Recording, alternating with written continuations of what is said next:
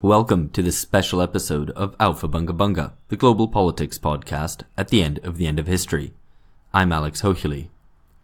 Today we're talking about a phenomenon you've probably noticed, a sort of collective hysteria. The world's changing and some people just can't with this. Russia, Vladimir Putin, Russia hates Russia. Pretty extraordinary thing to say. If you have a son in the Marine Corps and that you don't trust the commander-in-chief. The people in the military defend the Constitution. That we haven't had a female president before, and that it's harder for women candidates in executive positions. Look, even in the primary, some of what we saw with the Bernie bros had a real chilling effect. We're not talking about stopping Brexit. It's what you want to do. No, it is not. If you stand back from the emotion of this all, it is pure logic and common sense. No, because I was never for a remain or leave. It was about remaining if that was the best option. No, I'm interested in the facts. I'm not interested in the emotions of any of this. No, I've not had attack. I'm not talking about the attacks. No, I mean verbal attacks. No, I'm not talking about the attacks. I'm talking about people's experiences of how they feel. I feel like as a young person, I've got a responsibility to say something. I don't really know. What do I know? I don't fucking know anything. I'm a pop star. But what I feel, I'm a pop star. What do I know? But it is appropriate for me to say that because I'm here. Because we're at Glastonbury. Yeah. You say you're cynical about politics? Don't flatter yourself. Cynical comes when you know too much. You, on the other hand, haven't bothered to learn anything. Russian, pro-Russian, the Russians.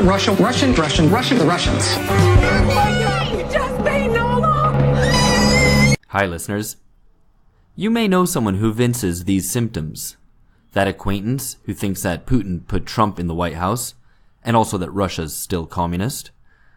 That aunt who keeps going on about deplorables in red states, named her golden retriever Rodham, thinks Bill's a good dude, and still has an I'm with her bumper sticker. That friend who refuses to accept that Remain lost the EU referendum in Britain because Vote Leave broke the Electoral Commission funding rules, and who bemoans the state of political education in the UK these days, which, incidentally, may arguably have invalidated the referendum result. Whose Twitter name is just a series of random letters and hashtags, and their feed a series of Gina Miller retweets.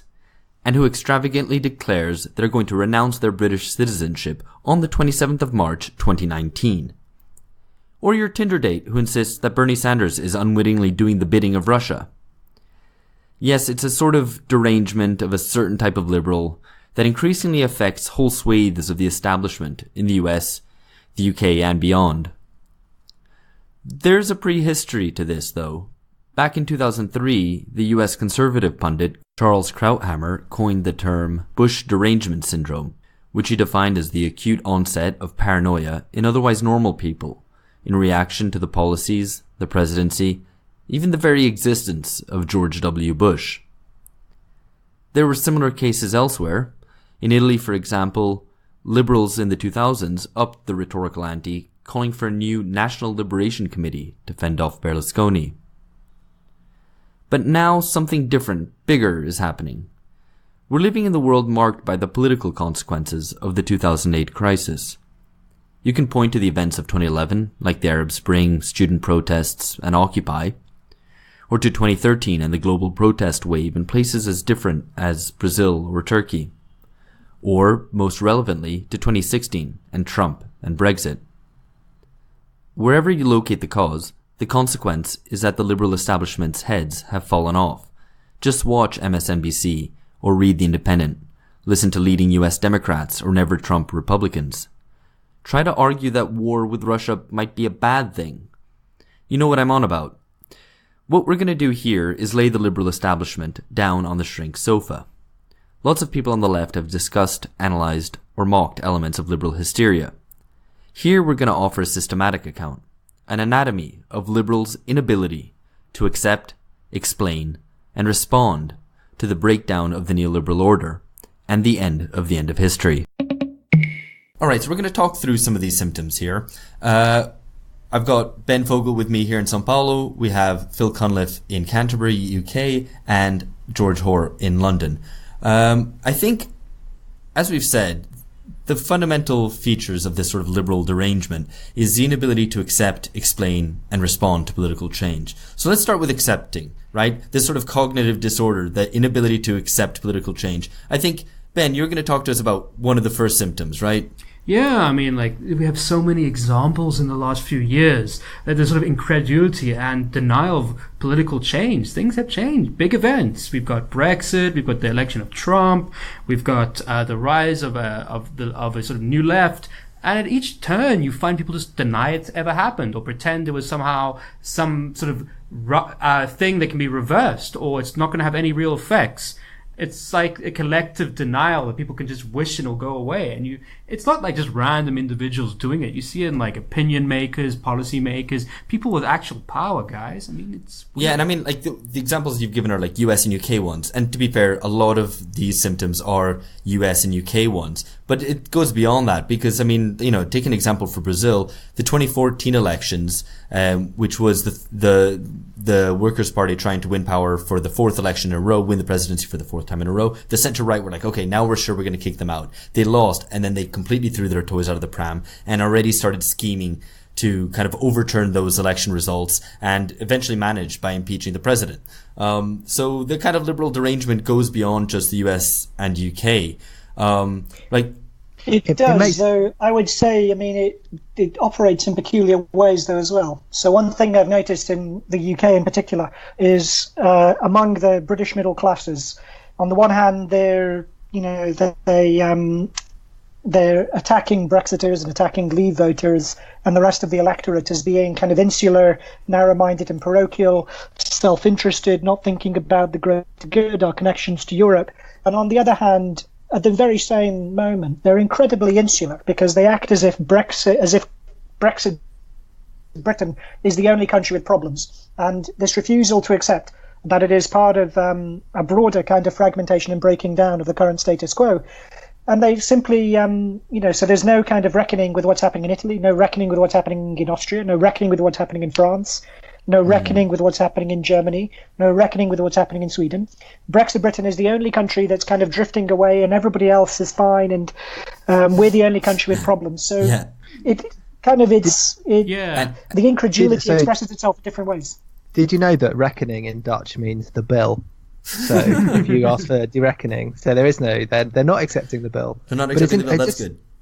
It's interesting. It makes me think, like, what do we actually mean by accepting here? Because some of it's kind of like the reality is not entering into people's minds, because of course it might be just that it's the grief for the state of the world where they were the people that we're probably talking about were quite dominant in various different ways, and acceptance in that stages of grief model we all know about comes at the end. It's denial, anger, bargaining, acceptance, depression, acceptance. So yeah, I think what are we talking about? We're still far from acceptance. I think. Yeah. I mean, if we just fundamentally look at it right now, it's, if you read a bunch of people, it was like everything was fine if only these events didn't come along. It's a refusal to admit that the set of ideals that have been held up, whether it's neoliberal economics, meritocracy, the essential rightnesses of the status quo, this whole policy arrangement and political arrangement, didn't have negative effects. And in result, it's basically like we did nothing wrong. I mean, regardless of the fact that, for instance, it's very clear now that Hillary Clinton's election campaign was one of the worst in history, and they lost to a fucking idiot with no real mechanism. How dare you? No, but you have this even with like around Corbyn in the UK, right? You've got these new Labour hysterics who are like, Corbyn is just a mistake. Corbynism is a mistake. New Labour can win. What's that? Let's go back. Incredulity. Isn't this a symptom of incredulity, though? The idea that Trump's an idiot? Well, I mean, like, put it this way, like, Trump is the most unpopular candidate in American history except for Hillary Clinton. It was an easy campaign to win. It's not like... Yeah, no, that's fair. I mean, it's like, and also it's not like, Trump was presenting something which was that attractive. I mean, he didn't have exactly very high voter turnout. It wasn't like there was this huge wave of people who suddenly became Republicans. It was lack of voter turnout in a few places that changed. It wasn't like and then like, come on, let's talk about say the refugee crisis. I mean, it's not as though the wars in Iraq, Syria, Libya, etc., aren't a driving factor in pushing people out of these places into Europe. I mean, these were started by somebody. Yeah, but I mean, guys, I think this is an interesting point that Ben raises here. I think that's sort of a different angle on the inability to accept political change, which is really about the unwillingness to take responsibility for having created today's conditions. So, New Labour was in power, Obama was in power, even the kind of Cameron's New Conservatives, if you want to lump them in with the liberal establishment, they created the world we live in today, and now kind of the liberal establishment wants to wash its hands of it. Like, Ben's example of migration is a good one. But there's others, right? I mean, like, the personalization of politics which has happened, which now liberals complain about, like, people making a cult out of Trump. Yeah. But, they were doing that around Obama, right? Like, look at the way liberals react to, like, the photos of the Obama family, like, as if they were part of that family. Oh, hell, we can go back even further. Remember when, like, Bill Clinton played the saxophone and became the first black president after, like, putting record numbers of people in jail, especially black people, or, like, how Tony Blair had to just take a few 1990s equivalents of selfies with that asshole from Oasis and suddenly became Cool Britannia. Yep. And I think one of those is the cult of Tony Blair that still persists. The kind of the turning to him now, precisely almost because he's held in such kind of held in such kind of distrust. People turn to him in a kind of serious, precisely because he's so reviled, people turn to him in a very serious vein and say, well, now we can go back to him, and now he's saying sensible things about how we need another referendum, about how we shouldn't leave the EU. And so that cult continues. And again, it's this refusal to acknowledge that problems were made. The problems that we're dealing with now were the ones that were stored up in the recent past. Yeah, I think, and Absolutely. like, there's an unwillingness to kind of win legitimacy for their policies, to win popular support for it. So when, however nasty some of the populist right reactions to this are, it can be understood, at least in the sense that, well, there wasn't that much support for the liberal policies in the first place. Well, I mean, Absolutely. Something just came up to me. It's very clear in the US right now that the case for Medicare for all, which is a universalist medical solution to what is the most expensive and decrepit healthcare system in the first world, is popular. A majority of people approve of it. But I remember during the Obamacare years, people it took a Republican policy and barely made the case for it, surrendering, trying to win over bipartisan support to the Republicans, and they got nowhere. The Republicans ended up just saying it was like a bunch of death panels, which people would be sent to the gulag to be shot. Well, yeah, and the Democrats never really were able to build a case for, like, even for Obamacare properly. It was like it was a bit of a half-cocked sort of plan. So when kind of the radical right turned against it, they were like, oh, how can you possibly stand against Obamacare? And it's like, well, it wasn't the greatest sort of policy proposal in the world. Yeah, I mean, at the core of it, I mean, like, if you look at these things, it's like, with the case of the Obamacare, it was like, we are the adults in the room. We have a very complicated policy, which we've really thought of, that we can win, Republicans over on merit. But again, this is just the elites in the room failing to make the case to the people. If you wonder, I mean, there is a real sentiment about populist right-wing thing, which is people feel distant from a bunch of people don't care about them, who share different values, and talk down to them as if they were idiots.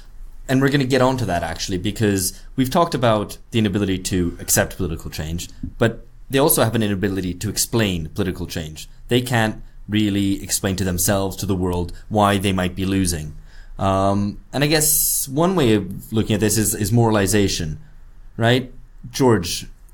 Yeah, I mean, I guess just to situate this a little bit, this idea that they can't explain political, the new political situation. Obviously, it's clearly related to inability to accept, but this is the sort of, the pundits, liberal academics who rightly get a kicking on Twitter and elsewhere. But I think, this is they're reaping the harvest of that, exactly what we talked about, that kind of marketing model of politics where you don't try and convince people.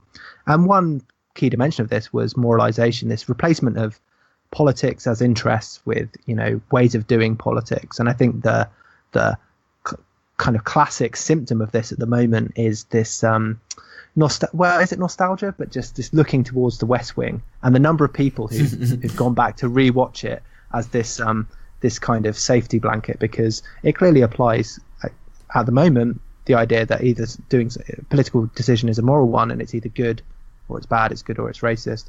And the West Wing presents this vision of when everybody made the right sorts of choices and the people in charge particularly were morally absolute and morally correct in every decision. Yeah, I mean, the weird thing about the West Wing is it's that it's precisely what we've been talking about. It's presenting politics as simply as a matter of the adults in the room making the best decisions based on the best reasons.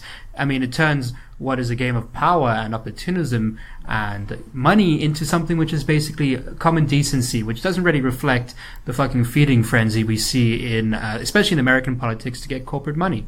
Well, I mean, I guess while on the one hand, the West Wing fantasy is portrayed as nice, rational discourse, the flip side to that is portraying everyone else as being irrational, right? That their desires are just completely beyond the pale, reflections of just spontaneous desires, like ill thought out. And I guess this is one way that the liberal establishment tries to explain things.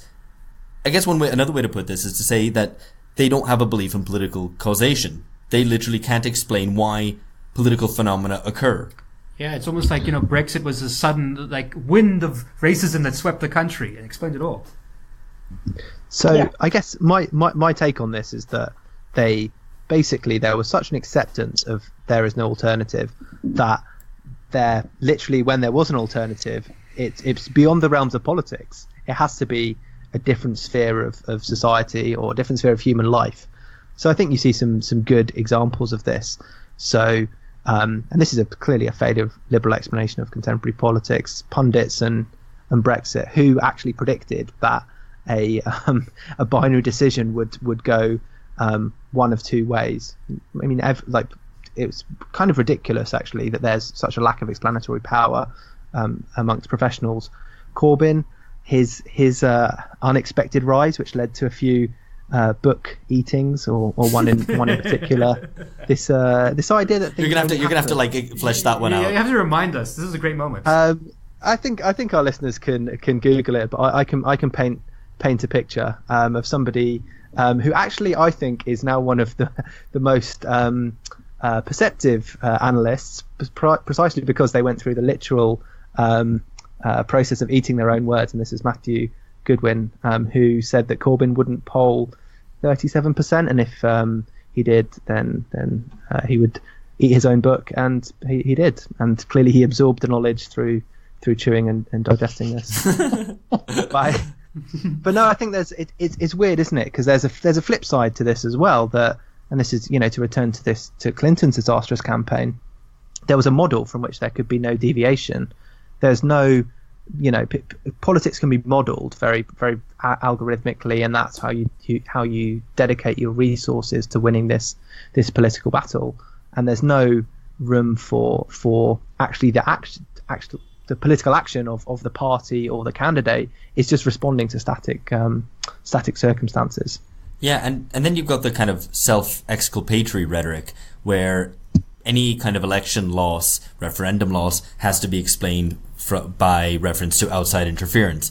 We don't even need to recap too much of the Russiagate stuff because it's bonkers and it's all out there and you can't avoid it. But the interesting thing is that normally most of these kind of centrist establishment liberals would see complaints about election interference as an admission of weakness. It'd be ridiculed. So when it's done in Serbia or Venezuela or whatever, they point fingers and laugh and kind of go, it's because you're losing that you're kind of looking at all these scapegoats and going, well, it's, foreign interference. And it's seen as the sort of rhetoric of paranoid nationalists. And yet it's these supposedly cosmopolitan liberals who are being the most paranoid nationalists, just with this Russia stuff. And it's, it's not just the US.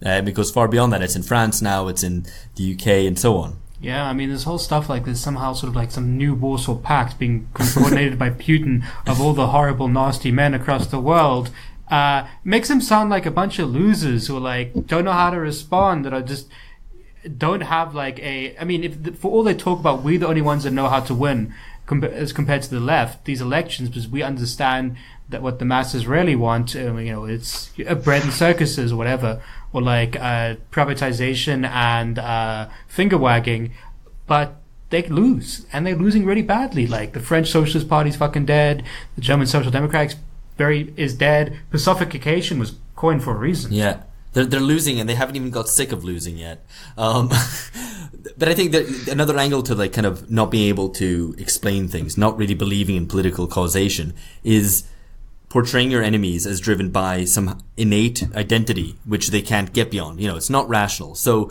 if they treat the left this way as well, as if like the left is some sort of identity politics. It's the Bernie bro, or Corbyn being driven by sort of nostalgia for the 70s. Yeah, so I mean, all the alternative explanation that Corbyn supporters are just thick as pig shit in the headline of one Financial Times article. Yeah, at the end of the day, if you look at it, like, we have this phenomenon where like somehow like sensible, previously moderate even social democratic policies are portrayed as so beyond the pale, so insane, they are virtually equivalent to the far right. It's about identity. It's because instead of saying these policies are attractive to people, universal healthcare, renationalizing a failed railway system in the UK, it's the fact that people are driven by base irrational urges because they refuse the fundamental legitimacy that perhaps there is an alternative to declining public services or a politics driven by experts. And speaking of politics driven by experts, this is another angle to the inability to explain political change, which is the fetish for disinformation, right? Kind of liberals fetishizing disinformation and believing that only kind of the expert media should be able to pronounce on things, should be able to report on things. I mean, George, like, you've got the fake news kind of, I guess it's moral panic, right? Yeah, it is. I've got the fake news. That's completely correct. No, I mean, I'm sure our listeners have seen this. I guess it's a minimal attempt to explain political change. I think you've got to give that to liberals. At least they're saying it's social media that did it. People are at least like reading their Facebook and then being convinced by bots or by Cambridge Analytica's. I don't know exactly how they're doing it. But whatever the explanation is, it's very surface, and the idea is that basically you have all of this fake news stuff, which then causes people to vote in the wrong way, because essentially people obviously are stupid and very impressionable. And there's a lot of a short Google search, because we do research for this podcast, obviously. There's loads of books on this, but Evan Davis's Post-Truth: Why We Have Reached Peak Bullshit and What We Can Do About It. Matthew Dancona's Post-Truth. There's a book by Cass Sunstein called #Republic, which I've actually read a bit of, and it's really shit. But the whole explanation is that is that there's a correlation between the rise of social media and these changes, and so therefore one must explain the other. Well, and these are all sort of like forms of, I guess, cognitive dysfunction, right? The inability to accept and explain things. But it also leads to an ability to respond. And I think especially with the fetishizing of disinformation, you actually start seeing policies constructed on the back of this. In France as well, like Macron's culture ministry is setting up an anti-fake news agency, where I think kind of particularly aiming at targeting RT's French language website, but other things beyond that, kind of being a rapid response anti-fake news thing, which is like great. Like, I'm not sure I'm happy with the government deciding exactly what is and isn't fake news. Yeah, and I mean, there's another, like, the fake news fetishization has got to such the point. There's like, basically people even look at these shoddy Russian bots. These were not well-made, thought-out propaganda campaigns, and suddenly give them this huge amount of causative power. And then the end result is, like, you have people, like, calling for a big other, calling for fucking Facebook to step in to stop the nonsense going on. But really, if you can't make a case that beats a Russian bot, a shoddy Russian bot that can barely speak English, what have you got going for you? Right. Yeah. Good. But I heard about also, and if anybody can remember the name of this, then do say. But there was going to be an American website which was going to give its like stamp of approval. This is a crowdsource and kind of grassroots, all that kind of bullshit. Like, this is not a fake news story. And you can imagine the sort of person to whom that would appeal. And I think that's the sort of person who's probably evidences a lot of these other symptoms as well. Yeah, and I mean, Phil, you had some ideas specifically about elites feeling like they're the minority, which they are, actually, funnily enough. Well, maybe there's like a breakthrough of truth, but it's the strangest phenomenon to see people who are so wealthy, well educated, essentially comfortable in life, are used to being listened to, are embedded in public discourse, in public life, well connected, and at all sorts of different levels, from the kind of middle classes and upwards. And to see so many of these people losing their minds in the sense of being besieged, embattled, isolated, surrounded on all sides by hostile forces that they can't understand is astonishing. And that, I think, it speaks to, you can only think of it as an elite persecution complex. And that, I think, explains some of the new identities that emerge. I mean, most strikingly in the UK, the identity of Remain being this, who feel like they're surrounded by hordes of xenophobic, racist bigots, and that they're isolated in their own country.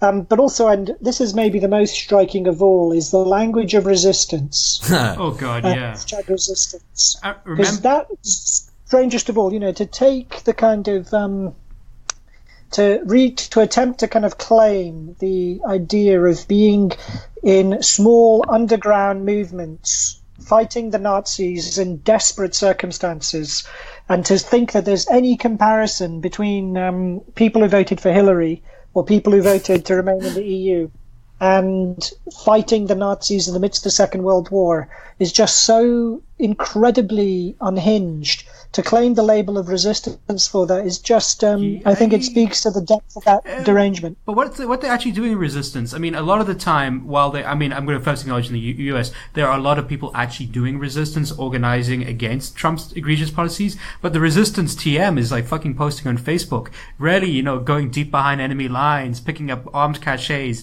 of the retweets. I mean, I remember a year or so ago, Peter Dow, who's one of these big resistance leaders, Hillary types, one of her, campaign superstars who lost so pathetically, tried to start based on the idea we the majority, the 52% or whatever it was in the popular vote that Hillary got. We need to make a social media where we can, a whole social network where we can isolate ourselves from all the riffraff, all the deplorables, and speak only to each other about the resistance. I can't imagine a less effective way of political mobilization than making yourself more insular and more easy to make fun of. Well, I mean, I think this reaches a particularly hilariously ironic level when, you get really powerful types pretending to be really very weak. And so just recently I read a thing where someone's trying to create a European super PAC to counter the rising sort of populist or nationalist international. Okay, and so how are they going to do that? How are they going to fund this? We need to enlist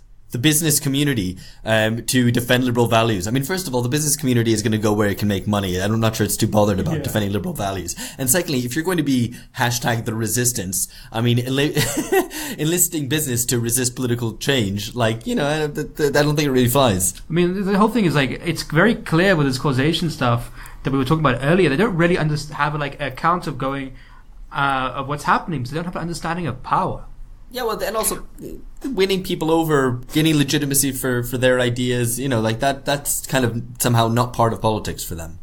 Yeah, I mean, maybe it's the response. There's a question of what sort of response they actually want to have. Do they want to be efficacious and win people over to their side, or do they just want an echo chamber? No, do they just want kind of a bit of sympathy, and sympathy for the fact that Hillary lost, for example, or the fact that the Americans, they don't drink tea, then they don't get sympathy.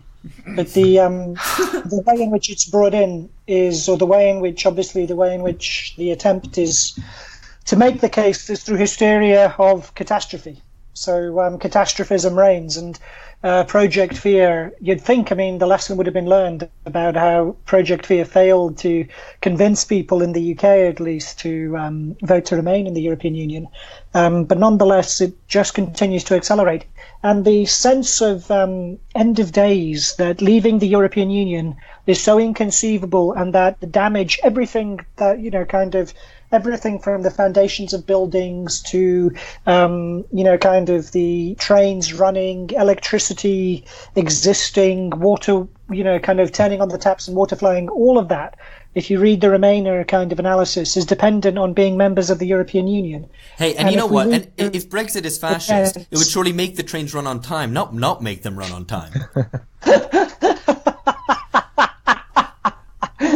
Talking about catastrophe all the time, what it does when it doesn't arrive, or the promised break never arrives, it's like the boy who cries wolf. People get alienated and they tune out because it drives anti-politics. It drives people from being interested in a political system where there's this constant hysteria, but the world is falling on our heads. And it's like when it doesn't arrive the next day, fuck it. Well, there's another thing also about rhetoric, right? If you're increasing your hysterical rhetoric, but at the same time you're constantly complaining about irresponsible populists who use overblown rhetoric, lies, crazy paranoid claims. The liberals are the ones who actually, in some ways, more introduced this. And so, again, it's another way in which they set the scene for the populist right. And again, they're complicit with the rise of the populist right. They created the conditions for it. And, this is exemplified in the hysterical rhetoric as well. Yeah, remember when George Bush was being compared to Hitler? George Bush was a really bad guy, don't get me wrong. But now he's been redeemed because he painted a few pictures of, veterans that killed in his wars, as with a 52% approval rating among Democrats, which is higher than his approval rating among Republicans, by the way. This actually brings us on quite nicely to a point that Phil wanted to discuss. Just a final point on catastrophism. That maybe a silver lining of all of this is it could lead to some high quality art, as all great periods of strife do. And I'm thinking, of course, of the novel Rabbit Man by Michael Paraskos, which paints a very compelling picture that as a result of Brexit, UK society basically implodes and we're all dependent on EU food aid. So I think that's a kind of a Children of Men for 2018. I think it was 2017. Yeah, that's the best they missed out in Children of Men, like the Brexit vote right before all the action happened. And then people pretend like nutrition will improve. Like Jamie Oliver's like, you're getting the Mediterranean diet. No more fucking Yorkshire pudding. Is that the EU food aid they gave to Greece? Is that the model for what will happen here as well? Right, yeah. Yeah, no, say goodbye to Greg's. You're only going to be eating fresh tomatoes and olive oil now. Actually, speaking about fantasies about airlifted in food supplies, one of the other features of this sort of liberal derangement, and particularly the inability to respond to political change, is a nostalgia for the recent past. I think there's several examples of this. Phil, you had some. Yeah, it's important to note, though. It's this is what makes it so unusual, right? Because the claim made, say, the attack on Trump voters is that they're nostalgic for the 1950s. The claim against Leave voters is that they're also nostalgic for the 1950s, for a time when British society was less multicultural, less multiracial, when the empire still existed. And now not only are these kind of terrible slanders against Leave voters and against Trump voters, because I don't think, if you look at all the statistics, certainly in the UK, the majority of the population are obviously much more socially liberal in their attitudes towards race and many other questions than voters would have been in the 50s, 60s, 70s, or even 80s. But the thing that makes it really weird is the fact that the people pointing the finger of nostalgia are the ones who are nostalgic themselves, and they're nostalgic for something which is much weirder. They're nostalgic for the most recent past. They want to go back, just kind of a few years. They want to go back just a bit in time. And the thing they don't get, and this goes back to what we were talking about, inability to accept, they don't get that it's impossible to wind the clock back. Yeah. It's impossible to, absolutely impossible to recapture the happy 1990s. It's impossible to get that moment of cool Britannia back. It's impossible to get Hillary back into office. It's impossible to go back to the Obama years. And all those things failed for a reason. Yeah. And that's weird kind of nostalgia for a recent past. is a real symptom of this derangement. So I guess there's a concomitant section to this, which is that it also involves a rewriting of history. It involves rewriting the New Labour period in office or the Clintonite period in office as some golden age, right? So, or even bits which they didn't like back at the time. I mean, we already mentioned George W. Bush, right? I mean, the liberal rehabilitation of George W. Bush has to be one of the weirder things that have happened. Yeah, it's totally fucked up, man. But I think what really brought this home actually was a tweet the other day from Garry Kasparov, who pompously declared, I had to save this. He's a fucking nut, you know that. Yeah, he is. But he pompously declared, I'm ready to call this the darkest hour in the history of the American presidency. Let me know if you can think of any competition. Well, cue endless responses. But he's not the only one. You see this in the New York Times all the time, as if Reagan didn't have Alzheimer's in his final years of presidency, he wasn't a drooling idiot, or Lyndon Johnson didn't force his secretaries to give him blowjobs, or Kennedy was drugged up and fucking everything inside. The American presidency Nixon getting drunk and ranting about how much he hates the Jews while Kissinger bent before him and prayed. These were really weird moments. Yeah. I mean, of course, they dropped the atom bomb. That was quite a dark moment. Yeah, without actually getting to the actually barbaric stuff, you know. Yeah. We're talking just about ethics of office. But the other thing, I mean, you guys, you more British than I was. I lived in South Africa where I had too much history in the 90s. What's with the, the New Statesman, the Guardian speaking as if Blair boom times were the coolest the UK has ever been? Explain this a bit to me. Oh, it was a great time. The music was really good. It was the best. Really good.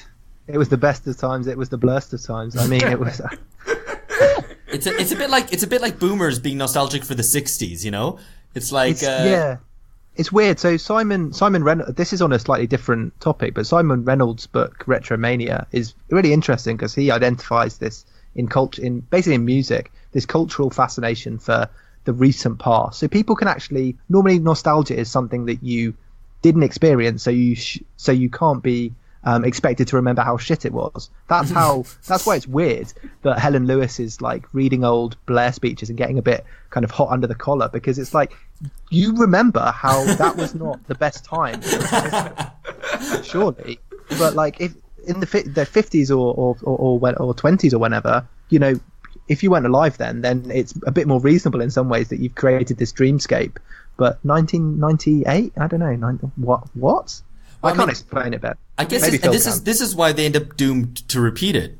I mean, let's move out of the Anglo-American sphere to a different subject and a time where times actually did improve. I mean, these were boom years. And I mean, Alex, you had some thoughts about what happened in Brazil in the recent past and the sort of forgetfulness. Yeah, I mean, again, the liberal derangement thing is a bit different here, but you can see elements as well. So the kind of the right throughout the recent bit of the Workers' Party in power before they were thrown out, were nostalgic for Fernando Henrique Cardoso's period of office in the 90s, which was actually really bad because they implemented a really harsh anti-inflation policy, which saw really high unemployment and everything. And they were nostalgic for that period as some great liberal moment, actually completely ignoring that it was really the 2000s which were much better. So again, this plays out in different ways. I mean, the 2000s, you saw 30 million Brazilians leave poverty, which is really something which is unlike in the UK and the US where wages remain stagnant. It wasn't this transformative moment. And I think that's worth thinking about in terms of the forgetfulness, is that the actual statistics don't back it up. And this is why I guess people are doomed to repeat, right? They're going to do the same action over and over, expecting different consequences. I mean, this is, I guess in psychoanalytic terms, it's repetition compulsion. It's repeating a traumatic event over and over again. And you can see them doing the same things again. What happens when Trump wins the next election? Yeah. Or, I mean, obviously the call for a new referendum in the UK, the fact that the people who lost the first one are unable to get around the need to keep on rehearsing the idea that we need another referendum is classic. But also there's not even an attempt to relinquish the level of condescension with which they still patronize ordinary voters, still kind of sneer towards them, still condemn them, disparage them as racists, bigots, uneducated, incapable of realizing their own interest, incapable, not open to persuasion, not open to reason. they're unable to relinquish the mode of condescension, and that exemplifies this repetitive, compulsive behavior. You know, I mean, that's not to say that there aren't like demographics which are like extremely racist or extremely bad in the Trump case or Brexit case. It's that the idea, as if like basically pointing out how bad the other side is, will suddenly give you a different result, or like the failure to make a convincing case, or the fact that people can be possibly motivated by rational reasons. It's this deep. It's like basically the bad people prove everything was bad from the beginning. It's like complexity falls out the window. Yeah, I mean, I guess if the first kind of symptoms we discuss here is people tearing their hair out, this is people banging their heads against the wall over and over and over again. I think like you have examples from Italy again as well. You know, there the Partito Democratico is like, it's an actual party. It probably has more substance as a political party than many other ones do. And yet, what is its main inspiration? What is like the route that it's following? It's aping the US Democrats' visibly failed strategy and is just doubling down on it.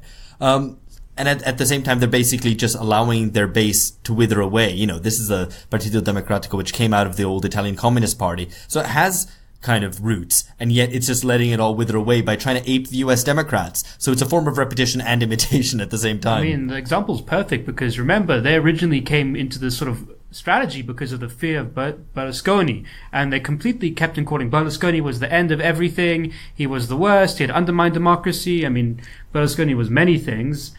He clearly liked a bit of fun in the bedroom too. But at the end of the day, he kept on winning. He kept on winning. And now even worse people than Berlusconi, like Salvini and them, are in power, and they're still trying the same shit they tried against Berlusconi. Maybe, in fact, this endless repetition merely leads the way to even worse people taking over the spot. Well, exactly. I mean, you know, the kind of the liberals were appalled by Berlusconi, called for a new National Liberation Committee to fend off Berlusconi, and now formed a bloc with Berlusconi against the Lega in the latest election. So, again, it's like a complete inability to accept their role in past defeats, as they slide ever further rightwards. Alright, so let's recap what we've actually got here. I mean, in broad terms, as we've said, it's the inability to accept, explain, and respond to political change. But in more depth, we've got the incredulity and denial of political change, the unwillingness to take responsibility, we've got moralization of politics, we've got the lack of belief in political causation, and the fetishizing of disinformation as a way of explaining why things happen. And then their inability to respond. We've got the elite persecution complex, which we discussed at length, the tendency towards hysteria in rhetoric, and catastrophism, in plotting out kind of fantastic catastrophic scenarios. And then there's a nostalgia for the very recent past, which involves a rewriting of history to place the recent past as a sort of golden age. And finally, the repetition compulsion, the desire to repeat over and over the same failed strategies. An interesting thing about this is that it reminds us of an earlier period of political change where a different group of people also couldn't cope with these new things that were being thrown up. Let's look at the 1960s. 20 years of post-war economic growth brought about drastic social and cultural changes. In response to these changes, a similar geist of denial and hysteria took hold. Back then, this was amongst conservatives. The civil rights movement, the sexual revolution, the anti-war movement, and the rise of the New Left brought about a period of political turmoil. By the way, for more detail on the 60s revolt and its legacy, check out episode 37 with Catherine Yu. So, this wave of social liberalism led many conservatives to believe that the end days were nigh, the sky was falling on their heads.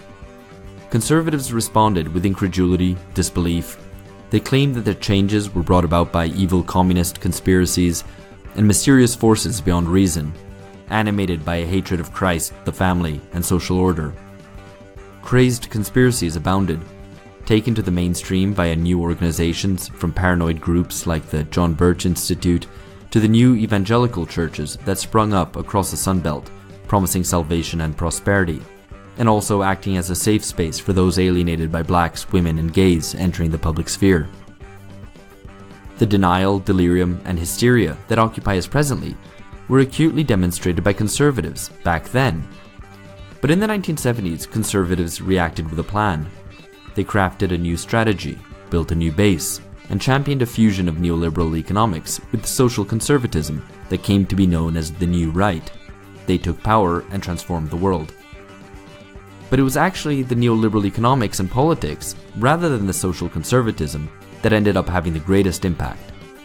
That's why it's often said that the left won the culture war, while the right won the economic war. Today, we're seeing a downfall of the order that ensued, of social and economic liberalism. Now let's examine why. Right, so let's unpick the why, but also the who's, to be really scientific about it. Yeah, I mean, I think it's very easy to, and the far right tends to do it as well, to talk about a liberal establishment, an unnamed group of people with power who might not necessarily just might refer to people in the academy. But I think we need to do is offer something a little bit more specific. For me, when we speak of the liberal establishment, we speak about essentially a network of people within positions with some power. We speak of people who occupy positions within political parties, particularly in center left parties who have experience in government. We speak to people aligned to this view within civil service itself. This can include, in fact, elements of the intelligence services, which do have some power, which we've seen, and also other people with some position in the civil service. Secondly, we can also speak of, outside of this, people who occupy similar positions in non-state actors, whether it's in the media, prominent columnists and editors, who shape opinion and have to be an extent embedded within a political project, whether it's New Labour or the Democratic Party. We can speak about people within the wider cultural industry, such as Hollywood celebrities who become voice pieces for this worldview whenever they need somebody with some sort of credibility or mass following to somehow pontificate.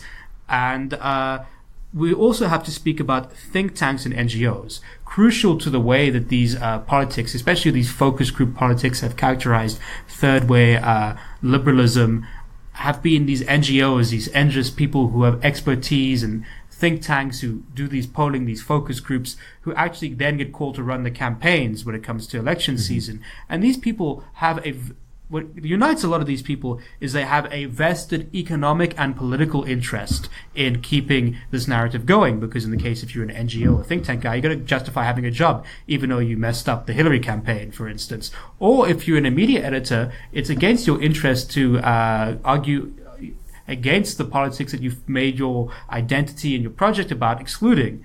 And of course, in the case of a centre-left party, when you have people who, like Yvette Cooper or Owen Smith, remember that guy, failed candidate extraordinaire, if they admit that they were wrong and their politics was wrong, they stand the risk of losing their position within the party.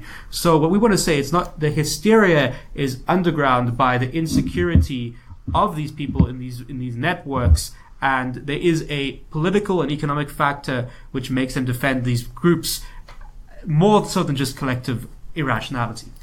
And to add to the sociology of whom this affects, I think we have to talk about the generational aspect, because fundamentally who this ends up affecting is a generation of people who never had to fight political battles. It's the generation of post-politics. It's people who came of age towards the end of the 80s, through the 90s and 2000s, and whose vision of politics is fundamentally shaped by the sort of post-politics or post-democracy or post-history period that reigned in that time. And now basically can't cope with the return of big political events, can't cope with the return of history or the end of history, that suddenly there are political battles to be fought and their mode of operating just does not work in the new context. Yeah, you can really see it. They just don't know how to argue anymore. They don't know how to argue against the left. All their life they've been the good guys who've been arguing against the nasty, crazy Republicans or Tories. So I think one of the key aspects of their intellectual formation is that, but essentially this whole group, they have no theory of power. So we talked a little bit about the kind of the messed up approach to political causation, and I think this is right at the core of it. And we were talking about this earlier, that this is the reason why they seek out a smoking gun to try to explain things, or like these or try to incriminate their enemies through these ridiculous explanations. And it's essentially because the way that they understand what politics is and how the social basis of politics lead to representation and political action doesn't include a theory of power, which obviously approaches like Marxism do, or ones which actually start with some of the economic analysis. And that's obviously trickier because you can't just say Russia did it, bots did it, but that's obviously what we endeavor to do to a certain extent in this podcast and outside. Yeah, I mean, it's not so hard to say that, for instance, the communities that voted Leave were often in the most impoverished and left behind regions of the UK, which is a direct consequence of political decisions made by New Labour, for instance. What I think so we mentioned power, we mentioned responsibility, and I think both speak to the underlying condition of infantilism. So the inability to accept your role in something, the inability to take responsibility, the inability to identify who is actually in charge, the inability to identify who is responsible, the inability to identify power, all of that speaks to effectively childishness. And I think, some of this childishness, some of this political childishness is visible in the manifestations of the hashtag resistance, of the opposition to all of these phenomena. And perhaps, nothing was more revealing of the infantilism than the accusations of infantilism, right? So when you think of the big Trump baby balloon around the Stop Trump march in the UK during the US president's visit, I think that, it was so facile and ridiculous. It would be childish in itself. There was no denunciation of any specific US policy. There was no specific kind of criticisms of the US presidency. There was no criticisms of whatever the UK might be doing with the US that you could call out for criticism. I don't know, say the war in Yemen, for instance. Instead, there's just throwing these symbols around. And linked to that, I think, in same infantilism is this inability to accept outcomes. And perhaps this is the most thing that gives it away the most as childishness, is this desire for external authority to resolve problems. Mm-hmm. So you have the secret hope that a deep state in the US is somehow going to resolve or limit, contain, and perhaps even covertly sabotage, undermine Trump, the CIA, the FBI, the Joint Chiefs of Staff. In the UK, the hope that, even occasionally you get kind of people whispering, not even whispering, but even openly hoping that the Queen intervenes in some grand kind of constitutional gesture. There's some kind of crisis which forces a government of national unity, that the EU kind of steps in with greater force and coercion to force us back in. This desire for external authority to intervene in the political process. And obviously the demand for the Electoral Commission to for us to have another Brexit referendum, because the Electoral Commission has decided the first one was phony for some reason, because Leave, spent too much money, and even though Remain actually spent much more. So all of this speaks to childishness, effectively political childishness, in a very serious and profound way. Well, it's funny because a lot of the kind of liberal establishment will mock the alt-right for calling Trump daddy. But the whole time they're hoping that daddy comes in and saves them, right? They're hoping that the deep state kicks out Trump. They're hoping that the courts overrule on Brexit. They're hoping that their gay liberal pink daddy comes in to kick daddy's ass. That's what they want. And Phil, you forgot to mention the endless Harry Potter analogies. Oh God. So that's read another book, which is not a children's book. It's even affected sections of the former far left, where, like in Italy, Antonio Negri called for Merkel to step in and sort out Europe, to sort out Italy. Yeah, part of this, the scary thing about all of this is that when in some cases, like in the US, you would want an effective opposition, even if you don't necessarily agree with their politics, against Trump, to try to limit some of the damage he's doing with his sort of very xenophobic and very violent policies. Instead, they've taken this infantile, ineffective political response, which is helping him. It's helping him win. Yeah.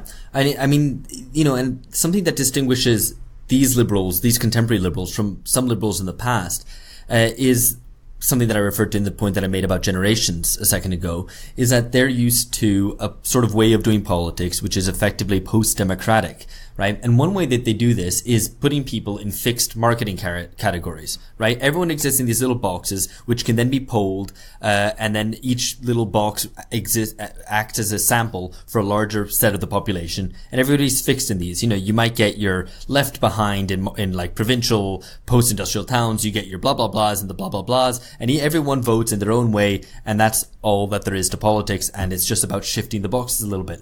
The problem is that sometimes unexpected things happen, and unexpected things happen if you're a post-democrat, if you work in the world of post-politics, is that when unexpected things happen, you tear your hair out instead of actually trying to understand what the fuck is going on. So, you know, liberals assume that people must be lying to pollsters, or that they have some image of a seething, unpredictable mass that's increasingly escaping measurement, escaping their tools of post-politics. And it ends up, you know, it's just a way of divesting their opponents of any sort of rationality, or the idea that people might be won over by arguments, or that they might change their political opinions, or might enter different camps, or, you know, just effectively that politics might be dynamic and fluid. Absolutely. I mean, that's an absolutely key point, isn't it? That the model of the political party, and this is Peter Mayer's point, is one of just responding to these fixed categories, and the idea of representation, catalyzation of interests, and leadership, and changing people's minds is one which just basically doesn't compute to this particular liberal mode of politics. In some effect, it's like the Democratic Party has never really been a real party. It's always been a collection of interests that come together during elections. It doesn't have branch meetings, solid identity, or political education.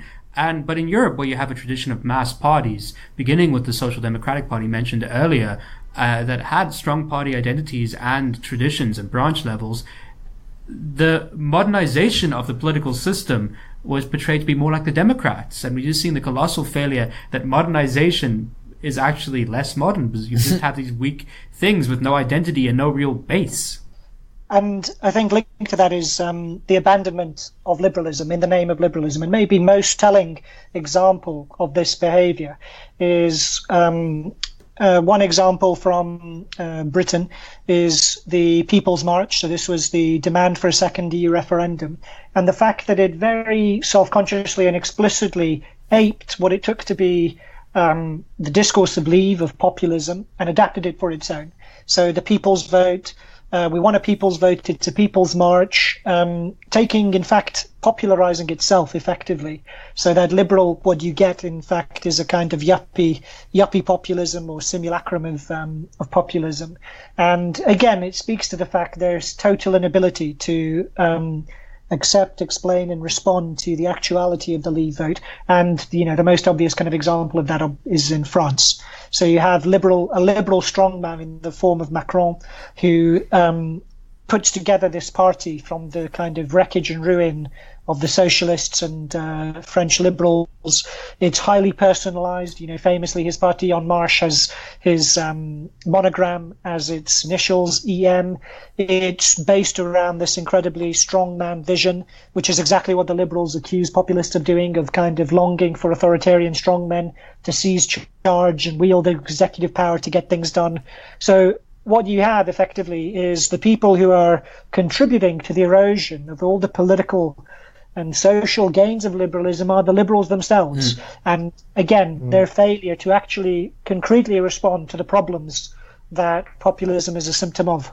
Absolutely. And just like summing up, I think, you know, what gives rise to all these symptoms is a dislocation of the old order, which is always frightening. But I think previous instances didn't happen in a period in which we were, you know, that sort of history was taken to be over, that questions were taken to be settled. That's, I think, what causes people's brains to explode a little bit today, is that it happens in a period where people think, well, we don't really have to fight these battles again, and suddenly having to refight political battles leaves them completely at sea. And there's another thing, I think, as well, which ties to the point that Phil just made about liberalism.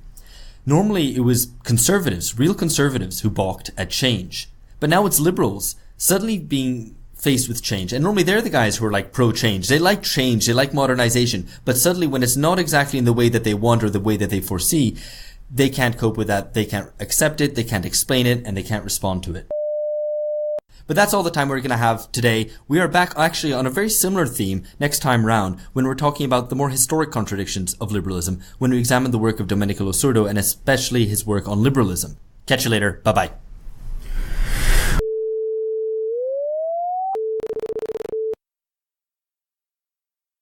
what is this thing called? You know, we've thrown out a lot of words. We've thrown around like moralization, paranoia, derangement, hysteria, delusion, infantilism. Exactly, but you know, I think that we've pulled together a lot of strands, and it should be given a name, really.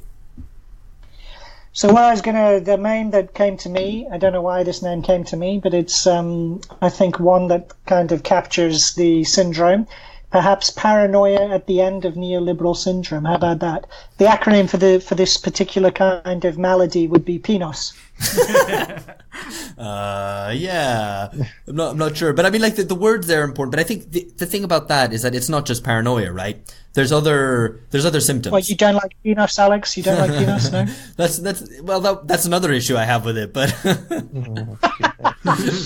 I mean, I guess if we were to unpick it, right, it's the liberal establishment, right? And it's a breakdown of the liberal establishment. And like, I guess syndrome is the right term to use because it's a collection of many different symptoms which might have different causes but all come together to form one thing.